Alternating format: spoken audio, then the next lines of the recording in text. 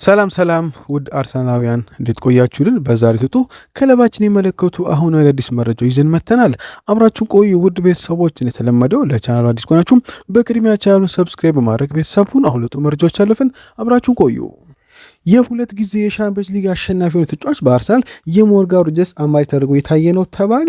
ሊያንድሮ ትሮሳርድ ክለቡ መልቀቁን ተከትሎ አርሰናል የማጥቃት መስመሩን እንደገና ማዋቀሩን የቀጠለ ሲሆን አሁን ሌላ ከፍተኛ ብቃት ያለው የመስመር አጥቂ በቁም ነገር እየታሰበበት የሚገኘው ሚኬል አርቴታ መድፈኞቹ የፕሪሚየር ሊግ ዋንጫቸውን ለማቆየትና በአውሮፓ መድረክ ላይ ዳግም ጠንካራ ተፎካካሪ ለመሆን በሚዘጋጁበት በዚህ ክረምት ወቅት ከግራ መስመር ማጥቃት የበለጠ ፍጥነት ያልጠበቀ ክህሎትና ግቦችን ይፈልጋሉም ተብሏል። ሞርጋን ሮጀርስ በተለያዩ ቦታዎች ላይ መጫወት መቻሉ ተለዋዋጭነቱ በአካል የጠነከረና በተረጋገጠ የፕሪሚየር ሊግ ብቃቱ ምክንያት በዚህ ዝውውር መስኮት የአርሰናል ዋነኛ ኢላማ መሆኑም ይታወቃል። ሆኖም የአስቶን ቪላ ከፍተኛ ዋጋ ግምት የስፖርት ዳይሬክተሩ አንድሪያ ቤርታ አንድ ተጫዋች ድርድር የክለቡ ሰፊ እቅድ እንዳያደናቅፍ በማሰብ ሌሎች በርካታ አማራጮችን እንዲመለከት ተገዷልም ተብሏል። አሁን ላይ አርሰናል ፈረንሳዊውን ኮከብ የሮጀርስ አማራጭ አድርጎ እየተመለከቱ ይገኛል ሲል ዴይሊ ሜል ዘግቦታል። ዴይሊ ሜል ባወጣው ዘገባ መሰረት አርሰናል ለሮጀርስ እንደ አማራጭ ሊሆን የሚችለው የፒኤስጂ መስመር ተጫዋች ብራድሊ ባርኮላን ለማስፈረም አሁን ላይ ፊቱን እያዞረም ነው ብሎ የፈረንሳይ ብሔራዊ ተጫዋች የፈረንሳይ ብሔራዊ ተጫዋች በሁለቱ የመስመር አጥቂ መስመሮች ላይ መጫወት የሚችል ለአርቴታ በፍጥነቱና በቀጥታ ሩጫው የተጋጣሚን ተከላካዮች መበተን የሚችል የተፈጥሮ የመስመር አማራጭም ተብሎ ይታሰባል። ይህም የፈረንሳይ ተጫዋች ፒኤስጂ ባለፉት ሁለት የውድድር ዘመናት ባሳካቸው ሁለት ቻምፒየንስ ሊግ ድሎች ላይ ወሳኝ ሚናም ተጫውቷል። አርሰናል ትኩረቱን ለመቀየር የተገደደው ዋና ምክንያት በሮጀርስ ዝውውር ዙሪያ ያለው የገንዘብ ጉዳይ ነው ተብሏል።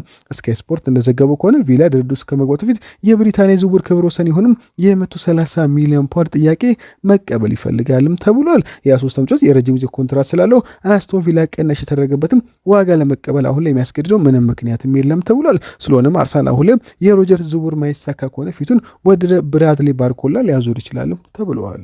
አርሰናል በድጋሚ ክሪስቶስ ዞሊስን ለማስፈረም ከክለብ ብሩጅ ጋር ግንኙነት ማድረጉ ተሰማ። መድፈኞቹ በዚህ ክረምት የዝውውር መስኮት ሌላ አጥቂ የመግዛት እቅድ እንዳላቸውም ቲም ቶክ ይፋ አድርጓል። በሁለት ታማኝ የዜና ምንጮች መሰረት አርሰናል ክሪስቶስ ዞሊስን ለማስፈረም ከክለብ ብሩጅ ጋር ግንኙነት መጀመሩም ተሰምቷል። ይህም መድፈኞቹ በክረምት የዝውውር መስኮት ሌላ ተጨማሪ አጥቂ ለመግዛት ያወጡትን እቅድ ይፋ ካደረገው የቲም ቶክ ዘገባ ጋር ይገናኛል። የዝውውር ኤክስፐርቱ ጋዜጠኛ ገሬም ቤሊ እንደዘገቡ ከሆነ አርሰናል ዞሊስን በዚህ ክረምት ከክለብ ብሩጅ ለማስፈረም አሁን ላይ ሙሉ እምነትም አለውም ብሎም የውስጥ ምንጮች እንደገለጹት ከሆነ የቤልጅየም ፕሮ ሊግ ክለብ ብሩጅ ግሪካዊውን የመስመር አጥቂ እንደሚያወጣው አሁን ላይ እርግጠኛ ነው። ሆኖም ግን ለተጫዋቹ ቤልጅየም የሪከርድ ዋጋ ይጠይቃሉ ተብሏል። ቤሊ ባለፈው ሳምንት ባወጣው ዘገባ መሰረት ቀደም ሲል ይፋ እንደተደረገው የቤልጅየም ሻምፒዮን ብሩጅ የጠየቀ ዋጋ ግምት እስከተሟላ ድረስ ተጫዋቹን ለመሸጥ ፈቃደኛም ነው ብሎ ነበር። አሁን ላይ ክለቡ የሚጠይቅ ዝውውር ሂሳብ በቤልጅየም ፕሮ ሊግ ታሪክ ከፍተኛ የሪከርድ ዋጋም የሚሆንም ይሆናል ተብሏል። አሁን ላይ ይህ ዋጋ ጣሪያ እስከ 37.5 ሚሊዮን ዩሮ እንደሚደርስም ታውቋል። ይህም ኤሲ ሚላን በ2022 ቻርልስ ዴኬታለርን ከብሩጅ ካስፈረሙበት ዋጋ ከፍ ያለም ነው ተብሏል። ለተጫዋቹ ካለው ከፍተኛ ፍላጎት አንጻር ይህንን ያህል ዋጋ የሚያስከፍል ዝውውር ለዞሊስ ሊሳካ እንደሚችል ያለው እምነት አሁን ላይ ጨመረ መጥቷልም ተብሏል። የዝውውር ኤክስፐርቱ ሌላኛው ፋብሪዞ ሮማኖ ዞሊስ በዚህ ክረምት አርሰናል ለመቀላቀል ዝግጁ መሆኑን ዘግቧል። አሁን ደግሞ አርሰናል ለመስመር አጥቂው ከክለብ ብሩጅ ጋር ግንኙነት ማድረጉንም ይፋ አድርጎታል። ሊያንድሮ ትሮሳርድ ወደ ቤሺክታሽ ለመዞር መሰረት ተከትሎ አርሰናል በዚህ መስመር ሌላ አማራጭ እየፈለገ መሆኑም አሁን ላይ ዞሊስ ዋነኛው አማራጭም ነው ብሏል። የስካይ ስፖርት ዘጋቢ ጋዜጠኛ ሳሻ ታቮሪ በወጣው ዘገባ መሰረት ደግሞ አሁን ላይ አርሰናል ክሪስቶስ ዞሊስም በዚህ ክረምት ማስፈረም ይቻላል ቦታ ለመፈተሽ ከክለብ ብሩጅ ጋር በድጋሚ ግንኙነት መጀመሩንም ይፋ አድርጎታል። ተጫዋቹም ቢሆን አሁን ላይ ወደ አርሰናል ለመዞር ፍላጎት ያለው ሲሆን አርሰናሎች በቀጣይ ቀናት ዝውውሩን ለመጨረስ ገፍቶ ይሄዳሉ ተብሎ ይጠበቃል ሲል ከአውት ኦፍ ሳይድ አያይዞ ዘግቦታል። አርሰናል ጋብሪኤል ጄሱስን ለመሸጥ በንቃት እየሰራ ነው ተባለ። ኤሲ ሚላን ተጫዋቹን ለማስፈረም አሁን ላይ ግንባር ቀደም ተፎካካሪ ሆኖ ብቅ ብሏልም ተብሏል።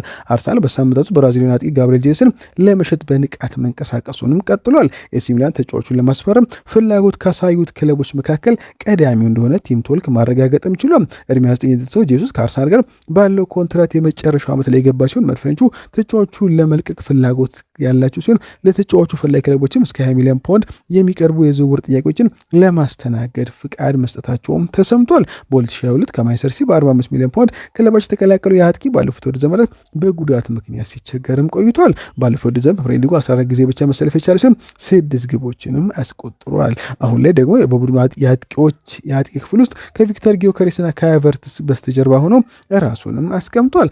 አርሰናል የዝውውር መስኮት ጄሱስን በሚቀጥለው ክረምት በነፃ ከማጣት ይልቅ በዚህ ክረምት በተገኘ ዋጋ ለመሸጥ ይፈልጋልም ተብለዋል።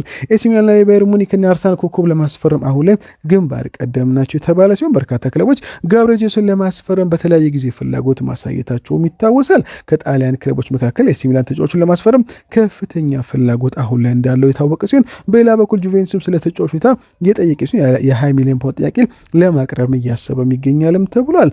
አርሰናል በጁሊያን አልቫሬዝ ዝውውር ላይ ባለው ቀጣይነት ያለው ፍላጎት መካከል አትሌቲኮ ማድሪድ ከአርሰናል ጋር በማድረግ ውይይትም ጀምሯልም ተብሎ ነበር። ከቅርብ ጊዜ ወዲህ ደግሞ የቱርክ ክለቦችም ከጄሱስ ወኪሎች ጋር ውይይት ማድረጋቸውም ተሰምቷል። ፊነርባቼ ተጫዋቹን ለማስፈረም ፍላጎት የነበረ ቢሆንም አሁን ላይ ሜሰን ግሪንውድን በማስፈረማቸው ከዚህ ዝውውር ሊወጡም ይችላሉ ተብሏል። ፋብሪዚዮ ሮማኖ ለአርሰናል ረጅም ጊዜ ዝውውር ኢላማ ላይ የነበሩ ተጫዋቾች ወደ ሌላ ክለብ ለማምራት መቃረቡን ይፋ አደረገም። አርሰናል የሪያል ማድሪዱን ተከላካይ ቪክተር ቫልዴፔኛስን ለማስፈረም የነበረውን ዕድል እንዳመለጠና ተጫዋቹ በምትኩ ፊዮሬንቲና ለመቀላቀል መቃረቡም ተዘግቧል። የተሰጡ ያሉ ውጤት ስፔን ከሪያል ማድሪድ ወደ ፊዮሬንቲና የሚያደርገውን ዝውውር አሁን ላይ ለማጠናቀቅ መቃረቡም ተሰምቷል። አርሰናል በተለያዩ ጊዜ ተከላካይ ለማስፈረም ትልቅ ፍላጎት አሳይቶ የነበረ ቢሆንም አሁን ግን ተጫዋቹ መዳረሻው ጣሊያን መሆኑ እርግጥ ሆነዋል። አርሰናል ጁሊያን አልቫሬዝን ለማስፈረም 28 ዓመቱን ወሳኝ ተጫዋች በልውውጥ ስምምነት ለማቅረብ ፈቃደኛ ነው ተባለ። አርሰናል ሌላ ምርጥ አጥቂ ለማስፈረም እያደረገ ያለው ጥረት ያልተጠበቀ አቅጣጫን ይዟልም ተብሏል። ክለቡ ይህንን ታላቅ ስምምነት እውን ለማድረግ አሁን ካሉት አጥቂዎች አንዱን በልውውጥ ለመጠቀም አማራጮችን መመልከት ጀምሯልም ተብሏል። ሚኬል አርቴታ ባለፈው ወደ ዘመን የፕሪሚየር ሊጉን ዋንጫ ቢያሸንፍም አሁን የሚያጥቂ ክፍሉን ለማጠናከር ፍላጎት አለውም ተብሏል። ይህም ተቀናቃኞቻቸው ራሳቸውን እያጠናከሩ ባሉበት ወቅት መድፈኞቹ እጅና እግራቸውን አጣጥ ለመቀመጥ ፈቃደኛ እንዳልሆኑ የሚያሳያል። የቀረበው የዝውውር እቅድ እጅግ ውድ ለሆኑ ተጫዋቾች የሚከፍሉ የገንዘብ መጠን የሚቀንስ ቢሆንም በሌላ በኩል በአንድ የውድድር ዘመን ብቻ በክለቡ የቆየን ትልቅ ፈራሚ ማሰናበትም ነውም ተብሏል። ስለሆነም አርሰናል ይህንን ዝግጅት የቡድን አቅም ለማሳደግ የተገኘ እውነተኛ እድል ነው ወይስ ባሳለፉ ያልተረጋጋ የመጀመሪያው ወደ ዘመን ምክንያት የተወሰደ አላስፈላጊ ጨካኝ ውሳኔው የሚለውን መወሰን ይኖርበታልም ተብሏል። አልቫሬዝን ለማስፈረም አርሰናል የተጫዋች ልውውጥ ለማድረግ እያሰበ ነው ሲል ቶልክ ስፖርት ዘግቦታል። እንደ ቶልክ ስፖርት ዘገባ ከሆነ አርሰናል አትሌቲኮ ማድሪድ ስለ አርጀንቲና አጥቂ ጁሊያን አልቫሬዝ ለመነጋገር ቪክተር ጊዮከሬስን በልውውጥ አካል አድርጎ ለማቅረብ አማራጮችን ተመልክቷልም ተብሏል። ቅድመ ውይይቶች የተደረጉ ቢሆንም እስካሁን ምንም አይነት የመጨረሻ ስምምነት ወይም ስትራቴጂ አልተቀረጸም ተብሏል። ውይይቱ አሁን በመጀመሪያ ደረጃ ላይ ይገኛል ተብሏል። አልቫሬዝ በፕሪሚየር ሊጉ ባለው ልም በከፍተኛ የማጥቃት ጫና የመፍጠር ፕሬሲንግ ብቃቱና እንደ ዋና አጥቂው ረዳት አጥቂ ሆኖ መጫወት በመቻሉ በአርቴታ ዝርዝር ውስጥ ግንባር ቀደም ኢላማ ተደርጎ ይወሰዳልም ተብሏል። ይሁን እንጂ አትሌቲኮ ማድሪድ ዋጋ ግምት አሁንም ትልቅ እንቅፋት ሆኖም ቀጥለዋል። ፎርፎርቱ እንደዘገበው ከሆነ አትሌቲኮ ከተጫዋቹ ከ100 ሚሊዮን ፓውንድ በላይ የሚፈልግ ሲሆን አርሰናል ደግሞ ከ90 ሚሊዮን ፓውንድ በላይ ለመክፈል ፍቃደኛ አልሆነም ተብሏል። ዮከሬስን በስምምነቱ ማካት ያንን የገንዘብ ልዩነት ሊያጠብ ይችላል። ነገር ግን ይህ ስምምነት እንዲሳካ አትሌቲኮ ማድሪድ ለዚህ የስዊድን ብሔራዊ ተጫዋች ከፍተኛ ዋጋ መስጠት ይኖርበታልም ተብሏል። የአርቴታን ቡድን የማጥቃት መስመር ወደፊት ፋንታ ሊወስን የሚችል ትልቅ ውሳኔ የተባለው ይህ ውሳኔ አልቫሬዝ ከማድሪድ ለመልቀቅ ፍቃደኛ መሆን አስቀድሞ አመልክቷል። ሮይተርስ እንደዘገበው ከሆነ የአርጀንቲና አጥቂ ከአትሌቲኮ ማድሪድ ጋር ተወያይቶ አዲስ ፈተና መፈለግ እንደሚፈልግም መግለጹ ይታወሳል። ሆኖም ግን አርሰናል የመረጠው ክለብ እንደሆነ በይፋም እስካሁን አልተናገረም። አርሰናል አልቫሬዝን ለማስፈረም ጥረቱን በቁም ነገር መቀጠል ያለበት ቢሆንም ከአንድ የውድድር ዘመን በኋላ የዮከሬስን መጽዋት ማድረግ ግን ከባድ ውሳኔም ነው ተብሏል።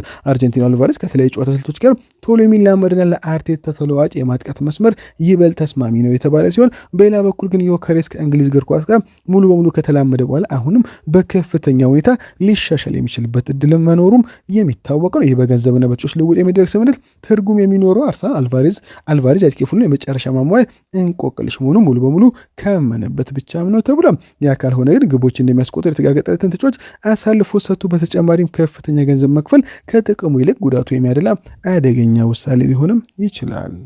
አርሰናል በዓለም ዋንጫው ብቃቱን ያሳደገውን የሊቨርፑል ኢላማን ለመቀማት ወደ ፉክክር ውስጥ ገባ ተባለ። የአጥቂ ክፍሉን ለማደስ እቅድ ያወጡ አርሰናል እንቅስቃሴውን እያፋጠንም ይገኛል ተብሏል። ክለቡ አሁን ላይ በ2026 የዓለም ዋንጫ ደምቆ ከታዩት ወጣት አጥቂዎች መካከል አንዱን ለማስፈረም ትልቅ እርምጃ ለመውሰድ እያሰበም ነው ተብሏል። ሚኬል አርቴታ መድፈኞቹ የፕሪሚየር ሊግ አሸናፊነታቸውን ለማስጠበቅና በሻምፒዮንስ ሊግ ጠንካራ ተፎካካሪ ሆኖ ለመቅረብ በሚዘጋጁበት በዚህ ወቅት በግራ መስመር በኩል ፈጣን ያልጠበቁ ማጥቃቶች የሚሰነዝር ተጫዋች ይፈልጋሉ። ሊያንድሮ ትሮሳርድ ከክለቡ መልቀቅ ወዲያውኑ ክፍተት የፈጠረ ሲሆን በጋብሪኤል ማርቲኔሊ ሊፍታ ፋንታ ላይ ያለው አለመረጋጋት ደግሞ አርሰናል ከአንድ በላይ መስመር አጥቂ አማራጮች እንዲፈልግ ሊያስገድዱ ይችላልም ተብለዋል። አዲሱ የክለባችን ኢላማ አንድ ድሪብሊንግ ብቃት ያለው ሲሆን በተለያዩ ቦታዎች ላይ መጫወት ተለዋጭነት እንዲሁም ወደፊት በከፍተኛ ዋጋ የመሸጥ እድል ያለውን ተጫዋች ነው። ሆኖም አርቢ ሌይፕዚግ ለተጫዋቹ የጠየቀው የዝውውር ዋጋ ድርድሩን አስቸጋሪ ሊያደርገው ይችላል ተብሏል። አርሰናል በመጀመሪያ የዝውውር ጥያቄ ላይፕዚግን ለመፈተሽ ዝግጁም ነው ተብሏል። ከተጫዋቹ ወኪሎች ጋር ቅርበት ያላቸው ውስጥ ምንጮች ለካውት ኦፍ ሳይድ እንደገለጹት ከሆነ አርሰናል በዚህ ወር ለአንቶኒዮ ኑሳ ወደ 40 ሚሊዮን ዩሮ ገደማ የሚጠጋ የመጀመሪያ የዝውውር ጥያቄ ለማቅረብ የተዘጋጀም ነው ተብሏል። የ21 ዓመቱ ኖርዌይ ወጣት በዓለም ዋንጫው ላይ ያሳዩ አስደናቂ ብቃት የክለቡን ፍላጎት ይበልጥ ያጠናከረ ሲሆን በግራ መስመር ማጥቃት ላይ እንደ ረጅም ጊዜ መፍትሄ ተደርጎ ይወሰዳልም ተብሏል። ይሁን እንጂ የመጀመሪያ የሂሳብ መጠን ላይፕዚግን ሊያረካ የሚችል አይመስልምም ተብሏል። ጌት ጀርመን ፉትቦል ኒውስ እንደዘገቡ ከሆነ የጀርመኑ ክለብ ለተጫዋቹ ቢያንስ እስከ 60 ሚሊዮን ዩሮ የሚፈልግ ሲሆን ኒውካስል፣ ጁቬንቱስ እና ሌሎች በርካታ የአውሮፓ ክለቦችም የተጫዋቹን ሁኔታ በቅርበት መከታተላቸውም ታውቋል። ላይፕዚግ ኑሳን በክለቡ ማቆየት ቢመርጥም ትልቅ የዝውውር ሂሳብ ከቀረበላቸው ግን አቋማቸውን ሊቀይሩ ይችላልም ተብሏል። ኑሳ ኖርዌይ በዓለም ዋንጫው እስከ ሩብ ፍጻሜ እንድትደርስ የረዳ ሲሆን በምድብ ማጣሪያ ከኮት ዲቯር ላይ ያስቆጠራት አስደናቂ ጎል በውድድሩ ላይ በግል ብቃቱ ከተመዘገቡት የማይረሱ ቅጽበቶች አንዷ መሆኗ ይታወሳል። ተከላካዮችን አልፎ የመሄድና በጫና ውስጥ ኳስ ይዞ የመገስገስ ብቃቱ ለአርሰናል የበላይነት ላይ ከሚያተኩሩት አጥቂዎች የተለየ ማጥቃት ስጋትን የሚፈጥራልም ተብሏል። የትሮሳርድ መልቀቅ በሚኬል አርቴታ ዕቅድ ላይ አጣዳፊነትንም ጨምሯልም ተብሏል። አርሰናል ትሮሳርድን መልቀቁን ካረጋገጠ በኋላም አሁን ላይ በዚህ መስመር ላይ ተጫዋች ለማስፈረም ትልቅ እንቅስቃሴ እያደረገም ይገኛልም ተብሏል። ኑሳ አሁን በማደግ ላይ ተጫዋች እንጂ ወዲያውኑ በቋሚነት የመሰለፍ ነገር ዋስትና ያለው አይመስልም ተብሏል። በሌላ በኩል በክለቦች መካከል የሚደረገው ጠንካራ ፉክክር ዝውውሩ ከእውነተኛ ብቃቱ በላይ ዋጋው እንዲንር ሊያደርገው ይችላልም ተብሏል። አርሰናል የላይፕዚግን አቋም ለመፈተን መሞከር ይፈልጋል። ነገር ግን በድርድር ረገድ ዲሲፕሊን የተሞላበት አካሄድ መከተል ይኖርበታልም ተብሏል። ተጫዋቹ በተመጣጣኝ ዋጋ ከተገኘ አስደናቂ ረጅም ጊዜ ፈራሚ ሊሆን ይችላልም ተብሏል። ነገር ግን 60 ሚሊዮን ዩሮ እና ከዚያ በላይ ከሆነ ግን አደገኛነቱ የላቀ ቁማርም ነው ተብሏል። ሆኖም ግን አርሰናል አሁን ለተጫዋቹ ለማስፈረም ትልቅ ፍላጎት እያሳዩም ነው ተብሏል። ውድ ቤተሰቦቻችን ለዛሬ ነበር ቆይታ በዚያ በቃ። መልካም ቀን። ቻናሉን ሰብስክራይብ ማድረግ አይረሳ።